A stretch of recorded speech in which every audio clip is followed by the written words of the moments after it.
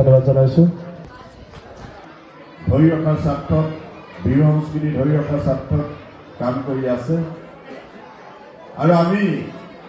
যি বঁটা আমি লাভ কৰিছোঁ জিলাখনত প্ৰথম যদিও ভিটাইপুখুৰী অঞ্চলৰ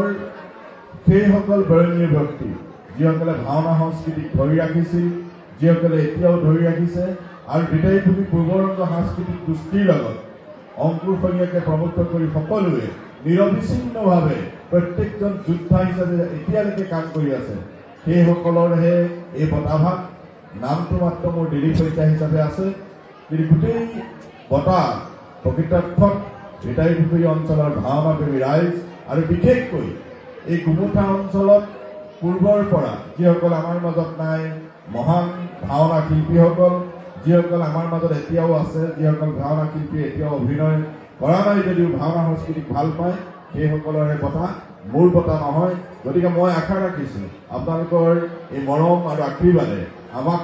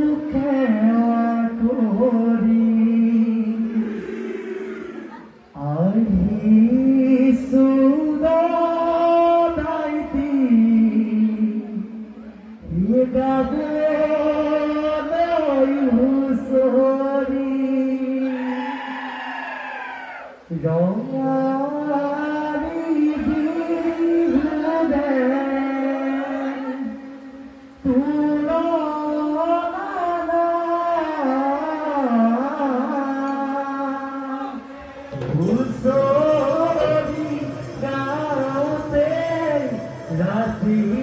puai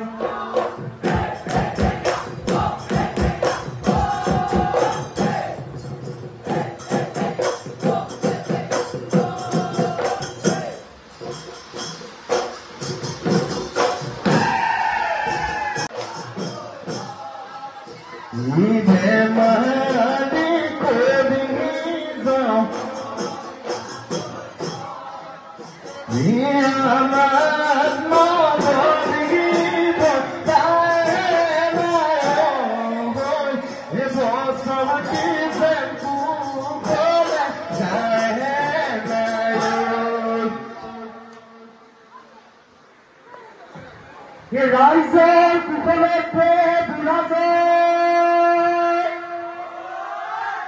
ভাল মানুহে ৰাইজৰো ভাল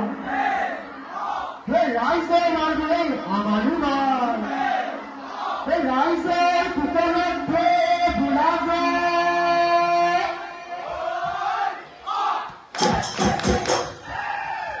হয় আজি আমি সংগ্ৰামী যুৱ ছাত্ৰ পৰিষদ অসম শিৱসাগৰ জিলা সমিতিৰ উদ্যোগত